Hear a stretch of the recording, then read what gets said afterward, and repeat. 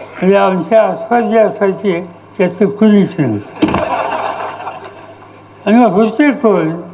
सगळी नवखी तरुण मुलं, फॅन विषय, खेड्यापाड्याचे गावाचे गरीब माणसं, अल्पसंख्याक समाज, या सगळ्यांनी न बोलता आपलं काम चोख केलं. कळलंच नाही नेत्यांना की कसं झालं. या मजबुरी झाली तेव्हाच कळलं रे हे चमत्कार काय झाला आणि कुणी केला.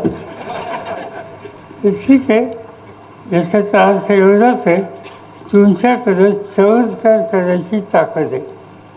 आता हा चमत्कार उद्याच्या विधानसभेच्या निवडणुकीला करायचा